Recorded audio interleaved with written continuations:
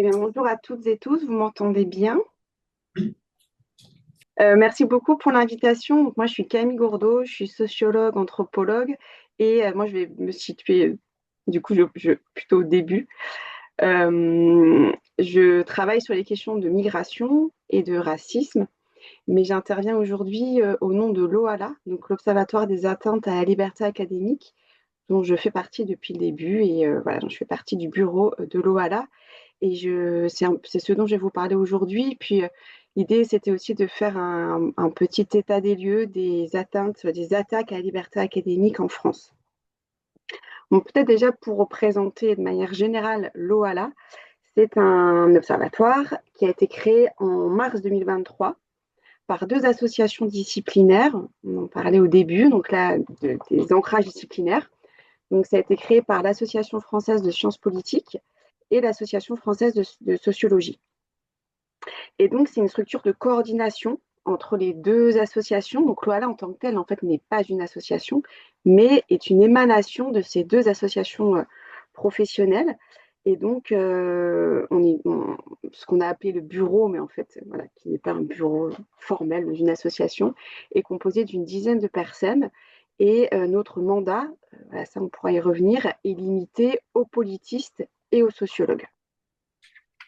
Pour commencer, je voulais vous lire un extrait d'entretien que j'ai réalisé avec Vanessa Codaccioni, qui est l'actuelle présidente de l'OALA, et Delphine Dulon, qui est la fondatrice et qui vient juste de passer la main, voilà, qui était présidente, et qui explique, et donc je la cite, dans les toutes premières discussions qu'on avait à la FSP, donc l'Association française de sciences politiques, on faisait le constat que c'était facile pour ceux qui nous attaquaient de le faire, parce qu'ils s'en prenaient à des individus dans un espace social dans lequel les collectifs de travail ont été très abîmés par plus de 20 ans de politique de performance, de mise en concurrence des activités de recherche et à présent des formations de l'enseignement supérieur.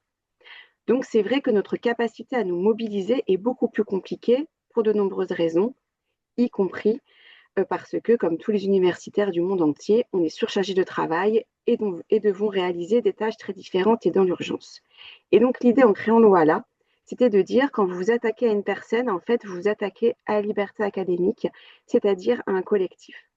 Et donc je trouve que cet extrait d'entretien, il me paraissait intéressant pour commencer, pour montrer un peu l'état d'esprit de la création de l'OALA, qui était en fait l'idée de faire collectif et de ne pas laisser les personnes isolées et se sentir responsables des attaques.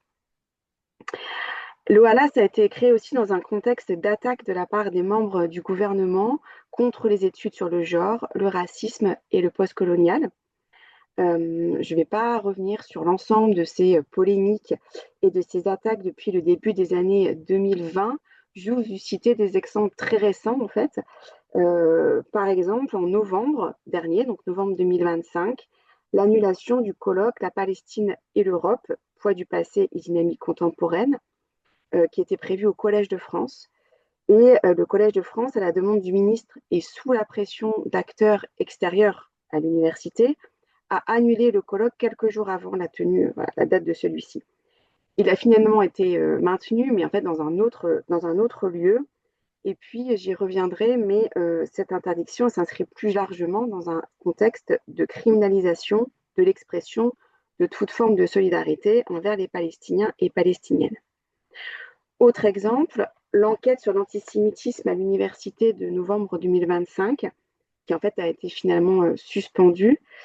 Cette enquête dite scientifique, enfin, qui a été portée par un laboratoire de Célipov, politiste, portait sur les perceptions, les expériences et les dynamiques liées à l'antisémitisme au sein de l'enseignement supérieur à la recherche. Et il devait avoir deux volets, un destiné aux étudiants et un autre destiné au personnel. Un autre, une autre un autre élément dans le contexte qui est tout à fait actuel, puisque ça doit être en train de discuter maintenant, c'est la proposition de loi Yadan visant à lutter contre les formes renouvelées de l'antisémitisme.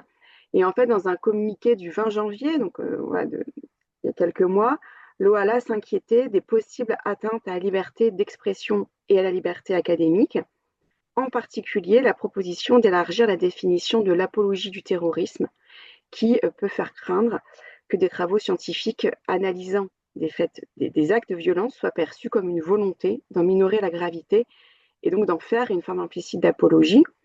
Et puis l'autre élément qui était pointé dans ce communiqué, c'était la référence aux formes renouvelées d'antisémitisme, qui en fait renvoie et mobilise une définition de l'Alliance internationale pour la mémoire de l'Holocauste, qui est en fait rejetée par une grande partie de la communauté scientifique, et donc est susceptible de porter atteinte à la liberté de chercher et de problématiser. Et puis, il y a aussi des formes plus insidieuses, comme par exemple des chartes, des règlements intérieurs ou des notes qui cherchent à entraver la liberté académique à travers l'exigence de loyauté des personnels envers leur institution ou sur l'obligation de neutralité dans leur expression professionnelle ou publique. Je voulais vous faire un petit rappel de la loi, mais ça a été fait précédemment. Donc en fait, il y a une slide qui présentait la loi qui définit la liberté académique. Voilà, c'est le fondement juridique sur lequel on s'appuie. Je vais peut-être du coup passer, puisque ça a été rappelé tout à l'heure. En tout cas, ce qu'il faut retenir de cette définition, c'est que la liberté académique, elle est distincte de la liberté d'expression. La liberté d'expression, c'est un droit humain établi. La liberté académique, c'est une liberté attachée spécifiquement à l'enseignement supérieur et à la recherche. La liberté académique, elle se compose de la liberté de recherche, de la liberté d'enseignement et de la liberté d'expression des professeurs, et même s'ils sont fonctionnaires, et elles sont fonctionnaires. C'est une disposition qui a été introduite dans le droit par la loi Faure de 1968 et réitérée par la loi Savary de 1984. Et si elle n'est pas codifiée dans la Constitution, en fait, elle est reconnue par le Conseil constitutionnel comme un principe fondamental de la République. Et donc, en vertu de ce principe, les enseignants-chercheurs jouissent d'une dérogation au statut des fonctionnaires qui reconnaît leur autonomie comme celle d'une profession libérale, donc en se basant sur l'auto-organisation, l'évaluation par les pairs et le recrutement par cooptation. Et peut-être juste pour dire, on pourra éventuellement revenir, mais des discussions sur lesquelles on discute beaucoup à l'OALA, c'est des moments où il faut faire la distinction entre ce qui relève d'une liberté d'expression et ce qui relève de la liberté académique. Voilà, ça fait partie des sujets souvent sur lesquels il faut qu'on se positionne et qu'on distingue en fait ce qui relève de l'un et de l'autre. Donc ce rappel étant fait, quelles sont les menaces qui pèsent sur la liberté académique en France? D'abord, en France, nous sommes collectivement attaqués dans nos conditions de travail, donc ça renvoie à l'extrait d'entretien du début, par des politiques de mise en concurrence et de performance qui ont débuté au milieu des années 2000. Nous sommes confrontés à un sous-financement chronique qui nuit à l'autonomie des universités et des instituts de recherche, ainsi qu'à ses personnels et à la précarisation des enseignants et chercheurs qui peut faire croître le sentiment d'insécurité et favoriser l'autocensure. Ça, ce sont des formes collectives que prennent les attaques contre la liberté académique en France. Ce ne sont pas celles dont on a le plus souvent en tête, mais pourtant, le fait d'abîmer l'enseignement supérieur impacte nos libertés académiques. Et puis, il y a aussi des attaques, donc là, voilà, qui ne sont pas d'ordre forcément collectif et qui peuvent viser des chercheurs en particulier et qui viennent du milieu économique. Il y a eu plusieurs procédures judiciaires qui ont été initiées par des entreprises et c'est ce qu'on appelle les procès bâillons. Et donc, on peut citer le cas de notre collègue Alexandre Désé qui, après avoir critiqué dans le journal Le Monde la méthodologie d'un sondage produit par l'IFOP sur l'opinion des Français et des Françaises de confession musulmane sur les attentats Charlie Hebdo et a dénoncé l'exploitation qu'en a fait la chaîne de télévision CNews, en fait, il a été mis en examen pour diffamation par l'Institut de sondage. Donc, nous pouvons, en tout cas, dans nos recherches, être confrontés à la menace de l'emprise de l'économie sur la recherche et être confrontés au fait que les entreprises veulent bâillonner, surveiller, empêcher, maîtriser ce que disent et écrivent les collègues. Un autre type d'attaque vient de la police et de la justice, qui tentent d'encadrer, si ce n'est réprimer, des recherches.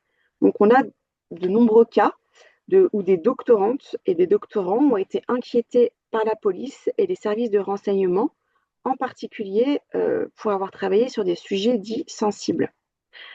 C'est par exemple le cas d'un collègue, Thierry Domicini, qui était doctorant à l'époque, et dont la thèse a été entièrement vidée de sa substance, puisque les services de renseignement ont pris ses entretiens, ont saisi ses entretiens et ses données de recherche. Et donc non seulement il ne pouvait plus les utiliser au regard des risques encourus pour lui-même et puis pour l'organisation sur laquelle il travaillait, mais en plus, suite à ça, il a dû complètement changer de sujet de recherche, de sujet de thèse.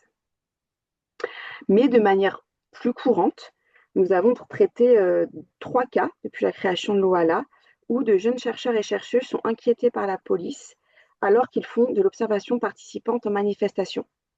Ils et elles sont arrêtés dans le cadre de ces manifestations et tombent possiblement sous le coup de l'infraction de participation à un groupement en vue de commettre des violences. C'est-à-dire qu'ils ne sont pas reconnus comme chercheurs ou chercheuses, malgré le fait qu'ils aient des ordres de mission sur elles et eux. Donc ces cas, ils éclairent 2 phénomènes inquiétants pour la liberté académique. D'une part, la tendance des universités à refuser la protection fonctionnelle, notamment pour des raisons financières, alors que celle-ci est de droit si l'agent n'a commis aucun délit. Et puis la répression des chercheurs et universitaires qui sont considérés avec d'autres types d'acteurs comme des ennemis publics dans le cas de mouvements sociaux. Un autre type d'attaque, ou d'atteinte, ce sont les enquêtes qui sont tronquées au nom du respect de la déontologie ou du consentement à la recherche, avec par exemple des enquêtés qui disent s'être reconnus dans une thèse ou dans un article et qui ensuite engagent des procédures, des poursuites, et notamment devant la CNIL. Donc, c'est le cas, par exemple, d'une docteure en sociologie qui a fait l'objet d'une telle plainte. L'enquêté a également fait des démarches auprès de l'université, où la thèse a été soutenue, pour que les données de la thèse soient détruites et empêcher toute publication future. Et ça s'inscrit notamment dans le cas du RGPD, donc le Règlement général de protection des données, qui est entré en vigueur en 2018. Peut-être vous connaissez ça par cœur, mais pour rappel, le RGPD exige le consentement clair et explicite des personnes avant que ne soient collectées et traitées des données sur elles.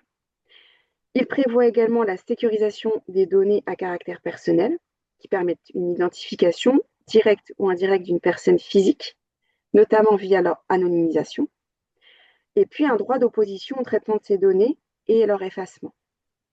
Et donc, cette réglementation qui a été conçue pour réguler les big data, en fait, elle n'est pas du tout adaptée aux recherches en sciences humaines et sociales.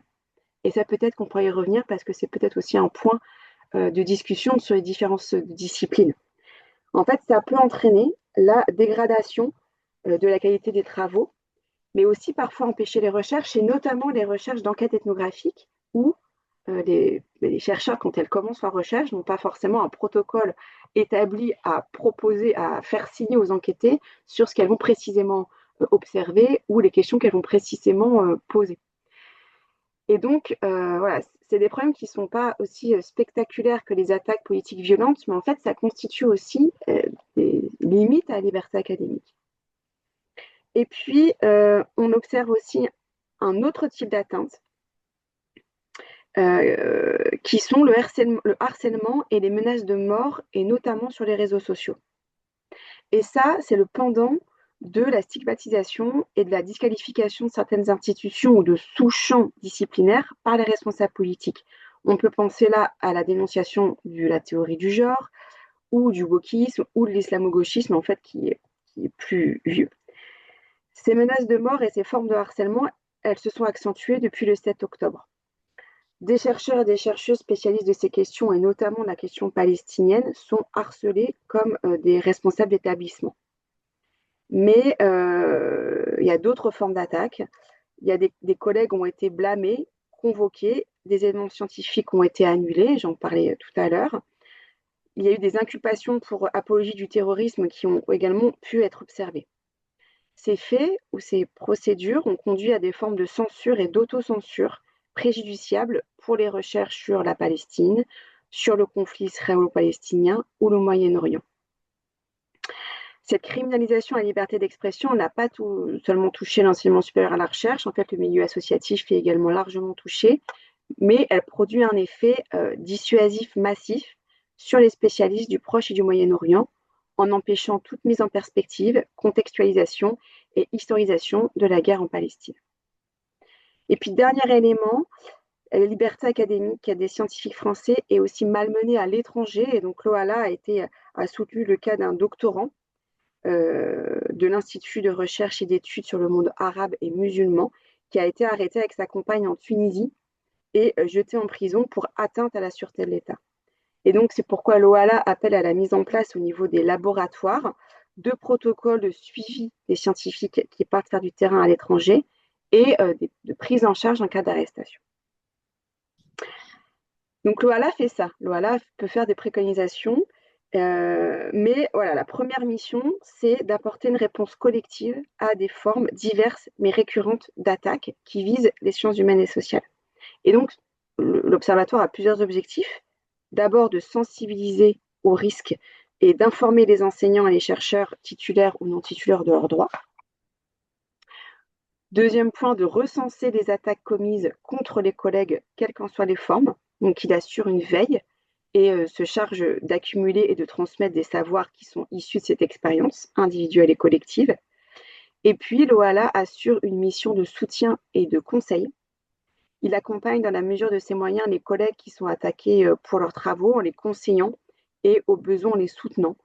Donc, il nous arrive par exemple d'adresser des courriers à des tutelles dans le cadre d'une demande de protection fonctionnelle ou d'assister à des procès ou de participer à des campagnes publiques. Et puis, elle fait également un travail de plaidoyer auprès des pouvoirs publics. Et nous avons mis en place plusieurs outils. Il y a un site voilà, que vous pouvez consulter. Il y a une lettre qui fait le bilan des activités. Et puis, un autre élément qui peut être intéressant, c'est qu'il y a plusieurs capsules vidéo qui sont sur le site de l'OALA et qui sont des retours d'expérience de collègues et qui permettent de donner des conseils, par exemple, sur la protection de données, sur la garde à vue, sur la protection fonctionnelle. Les deux dernières portent sur la recherche publique en Argentine sous Javier Milei et puis sur la situation de Pinar Selek. Je voulais juste, pour terminer, aborder un dernier point sur les pistes pour défendre la liberté académique, puisqu'on souhaite aussi être force de proposition. Première recommandation, proposition, c'est de s'organiser en réseau en prenant pour exemple la lutte contre les violences sexistes et sexuelles et en nommant dans chaque établissement des référents, référentes liberté académique, mais plus largement de renforcer l'autonomie des universités en garantissant leur indépendance face aux pressions politiques et économiques. Deuxième axe, faire avancer un changement de loi. Et donc à ce propos, il y a une proposition de loi qui a été déposée par Adel Ziane visant à mieux reconnaître et protéger la liberté académique des enseignants-chercheurs qui a été adoptée au Sénat et qui entend mieux définir et protéger la liberté académique, d'une part en clarifiant la liberté académique avec ses trois composantes, liberté de recherche, liberté d'enseignement et liberté d'expression scientifique, en créant un observatoire national qui serait dédié à cette question des atteintes aux libertés académiques, en protégeant les sources d'enseignement et de recherche ainsi que les professionnels menacés, et puis en instaurant un délit d'entrave à la liberté académique. Peut-être on pourrait y revenir, mais en fait, cette constitutionnalisation, elle ne fait pas forcément l'unanimité du côté des juristes. Donc ça, c'était un deuxième pan, travailler sur un changement de loi. Un autre aspect, c'est de développer des solidarités internationales. Et puis en introduction, on parlait de la situation aux États-Unis, mais en fait dans d'autres pays aussi. Donc l'idée, ce serait de créer des réseaux de soutien aux chercheurs menacés, comme Scholar at Risk, voire une ONG, comme Chercheurs sans frontières, sur le modèle de Reporters sans frontières. Et puis dernier aspect, mobiliser la société civile. Voilà, ça c'est quelque chose qui nous paraît important, rendre visible l'importance de la liberté académique pour la société en la présentant comme un bien public, en plus d'être une condition pour produire du savoir scientifique, et de montrer qu'en fait c'est un enjeu pour la démocratie. Euh, et l'idée, c'est d'essayer de montrer que ce n'est pas seulement une question corporatiste, mais que cette liberté académique, elle est essentielle pour la production de savoir. Sans liberté académique, la recherche ne peut tout simplement pas produire de savoir scientifique en jouissant de l'autonomie qui lui est nécessaire.